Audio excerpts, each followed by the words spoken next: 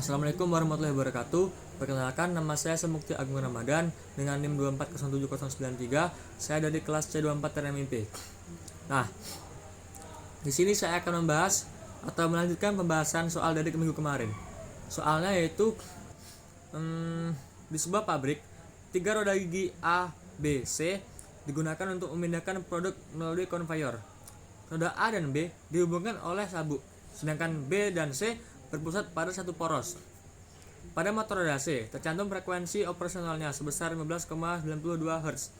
Diketahui jari-jari roda A 0,5 meter, jari-jari roda B 0,2 meter, jari-jari roda C 0,3 meter. Nah, di sini ada 5 bagian pembahasan. Yang pertama, menggambarkan sistem roda tersebut secara sederhana. Yang kedua, menghitung kecepatan linear roda C. Yang ketiga, menghitung kecepatan linear roda B. Yang keempat, menghitung kecepatan sudut roda A. Dan yang terakhir yaitu menganalisis efek perubahan jari-jari roda B terhadap kecepatan sudut roda C jika jari-jari roda B diperbesar. Apakah perubahan ini akan meningkatkan atau menurunkan kecepatan putaran pada roda C? Jelaskan. Nah, baik, kita akan membahas soalnya satu persatu. Nah, baiklah teman-teman. Di sini kita akan melanjutkan soal kemarin.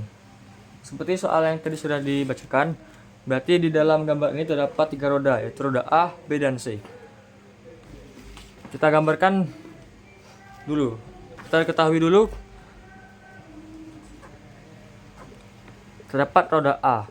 Roda A ini memiliki jari-jari sebesar 0,5 meter. Roda B memiliki jari-jari sebesar 0,2 meter.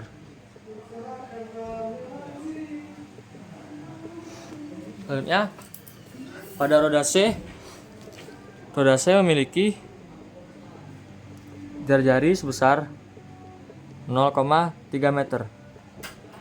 Dalam soal ini, pada motor roda C tercantum frekuensi operasionalnya sebesar, berarti FC sama dengan sebesar 15,92 Hz. Nah,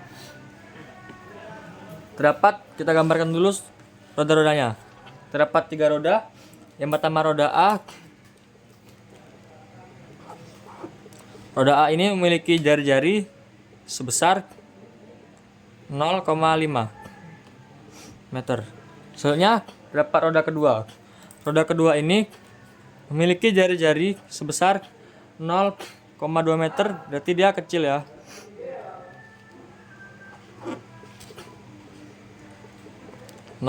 meter.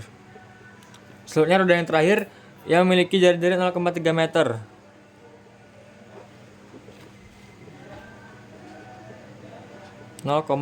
Meter. Nah, di sini kita diminta pada bagian A menggambarkan sistem ketiga roda tersebut secara sederhana. Berarti kita bisa gambarkan seperti ini. Terdapat keterangan bahwa roda A dan roda B dihubungkan oleh sabuk. Berarti roda A dengan B itu setali. Sedangkan roda B dan C itu berpusat pada satu poros. Kita gambarkan terlebih dahulu roda A. Roda A ini berarti dia setali atau sesabuk dengan roda B.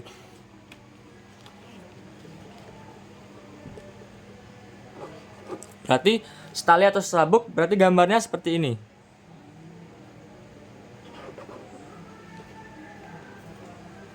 Nah, dijelaskan lagi, roda B dan C itu berpusat pada satu poros. Berarti satu poros itu seperti ini ya teman-teman.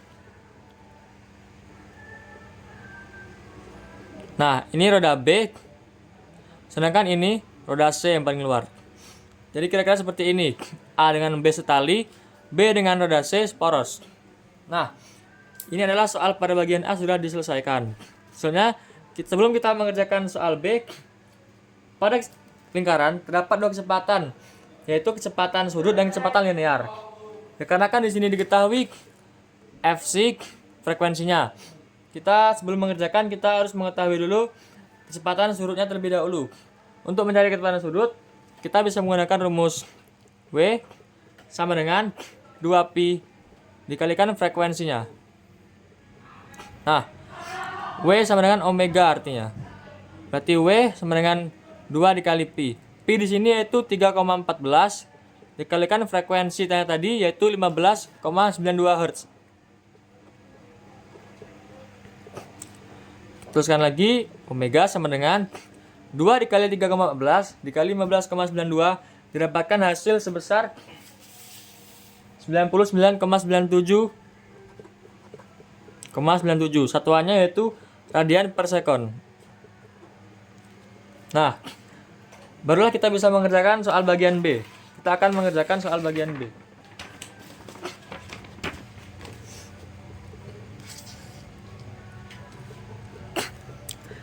Di soal bagian B, kita diminta untuk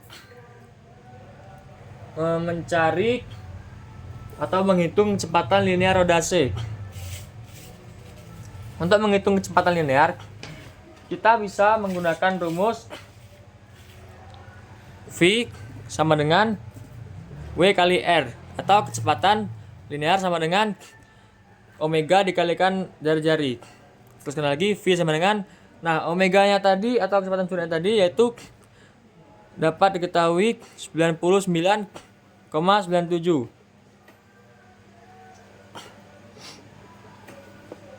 dikalikan jari-jari pada roda C yaitu sebesar 0,3. Nah, didapatkan dari hasil penghitungan ini yaitu sebesar 29,99, satuannya yaitu meter per sekon. Nah, ini adalah soal B. Berarti kecepatan linear roda C 29,99. Selanjutnya kita bisa mengerjakan soal bagian C. Pada soal bagian C, kita diminta untuk menghitung atau menentukan kecepatan linear roda B. Sama seperti di atas, kita bisa menggunakan rumus V sama dengan W kali R. Kecepatan linear sama dengan omega dikali R. Nah, ini tadi kan omega dari roda C. Ini berarti kita mencari omega pada roda B. Berapa? Kita bisa seperti ini. Jadi, jika roda tersebut itu seporos, berarti kecepatan surutnya sama. Berarti B dengan C itu seporos. Berarti kecepatan surutnya sama, yaitu 99,97 dikalikan jari-jari roda B sebesar 0,2. Didapatkan hasil sebesar 19,99, satuannya meter per sekon. Nah, ini adalah berarti kecepatan roda B, linear roda B sebesar 19,99. Nah, kita selanjutnya akan mengerjakan soal D, yaitu menentukan kecepatan sudut roda A. Kita belum bisa mencari kecepatan sudut, berarti yang dicari itu. Jadi, kita bisa menggunakan rumus kecepatan linear terlebih dahulu, dikarenakan kecepatan linearnya sudah diketahui. V sama dengan W kali R. Nah, kita bisa mengubah rumusnya menjadi seperti ini. Omega, karena kita mencari kecepatan sudut. Omega sama dengan V dibagi R jari-jari. Nah, berapa kecepatan linear roda B, roda A maksudnya? Kecepatan linear roda A berarti sama dengan kecepatan linear roda B. Dikarenakan roda A dengan roda B itu setali. Karena jika roda setali, berarti kecepatan linearnya sama. Kita tuliskan tadi, omega sama dengan kecepatan linearnya sama dengan 19,99 dibagikan R jari-jari roda A berapa? Tadi adalah 0,5. Didapatkan hasil dari perhitungan ini ialah 39,98 radian per sekon. Nah, itu adalah jawaban dari soal D. Nah, pada soal bagian terakhir kita diminta untuk menganalisis efek perubahan jari-jari roda B terhadap kecepatan sudut roda C jika jari-jari roda B diperbesar. Apakah perubahan ini akan meningkatkan atau menurunkan kecepatan putaran pada roda C? Jelaskan. Nah, di sini berarti kecepatan roda C itu tidak akan jawabannya kecepatan roda C tidak akan berubah. Tidak akan berubah maupun dia tidak akan tetap. Karena berarti kecepatan rodase ini tidak berpengaruh.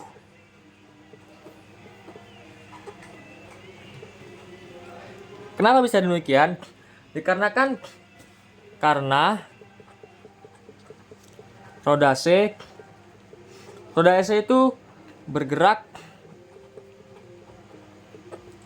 digerakkan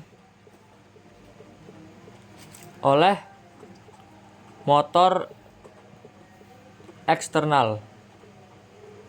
Gimana maksudnya? Berarti dia tidak akan berpengaruh dikarenakan rodase itu bergeraknya bukan bergerak sendiri rodanya, tapi digerakkan oleh motor eksternal. Contohnya seperti pada bagian CVT motor, bagian puli itu tidak bergerak sendiri, namun puli depan itu digerakkan oleh kruk as yang berhubung dengan mesinnya langsung.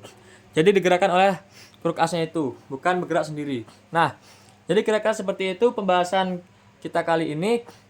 Mungkin pada kesempatan kali ini hanya itu saja yang bisa disampaikan atau yang kita bahas. Sekian dari saya. Assalamualaikum warahmatullahi wabarakatuh. Terima kasih.